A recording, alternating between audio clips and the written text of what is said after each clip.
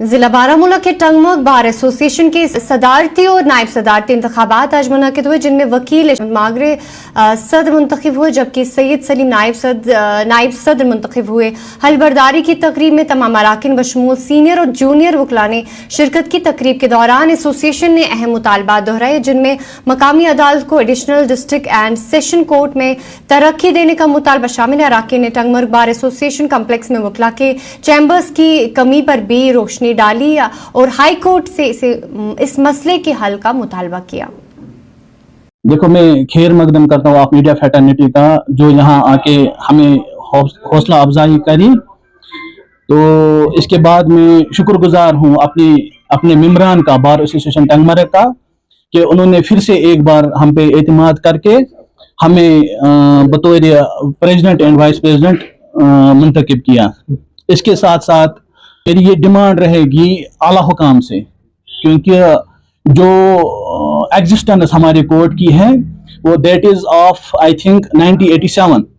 तब से इस कोर्ट का मुंसिप कोर्ट टंगमर्ग का नोमेनकल्चर वही सेम है, नहीं इसमें कोई अपग्रेडेशन हुई। So far is the population of is concern और टेरिटोरियल लिमिट्स के हिसाब से हम देखते हैं कम से कम यहाँ पे एक एडिशनल सेशंस कोर्ट होना लाजमी है। तो इस जमन में मैं आला हुकाम से स्पेशली ऑनरेबल हाई कोर्ट से रिक्वेस्ट करता हूं कि मुंसिप कोर्ट टंगमर्ग की तरफ तवज्जो दें। सबसे पहले मैं अल्लाह ताला का शुक्र अदा करना चाहता हूं कि मुझे इस काबिल समझा कि ये इस मुकाम पे पहुंचाया। उसके बाद मैं अपने बार एसोसिएशन के मेंबर्स का तहे दिल से शुक्रिया अदा करना चाहता हूं, सीनियर्स से लेकर जूनियर्स तक। सीनियर्स ने हमेशा हाथ पे सर रखा और जूनियर्स ने हमेशा कदर की।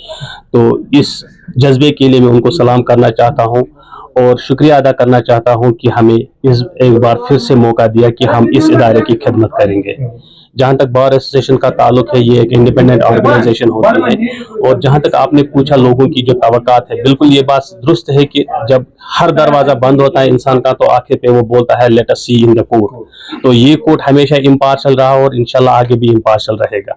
हमारी कोशिश यही रहेगी। मैं अपने वकला बरादरी से भी रिक्वेस्ट करूंगा कि हमेशा लोगों को ताउन करे और उनको हर किस्म की मदद फराहम करे। कभी यहाँ इस फील्ड में आके ऐसा भी माहौल मिलता है या ऐसे भी केसेस मिलते हैं कि लोगों के पास पैसे नहीं होते हैं तो वो शायद इंसाफ की कड़ी या इंसाफ का जो दरवाजा है नहीं खटखटा पाते हैं। तो उस ज़िम्मन में मैं लोगों को आश्वासन दिलाना चाहता हूं अपने बार एसोसिएशन की तरफ से कि हमारे पास फ्री लीगल एड असिस्टेंस भी होती है। तो यहाँ आकर निराशा नहीं होना है, हमारी हमेशा कोशिश रहेगी कि हम लोगों की खिदमत कर सकें।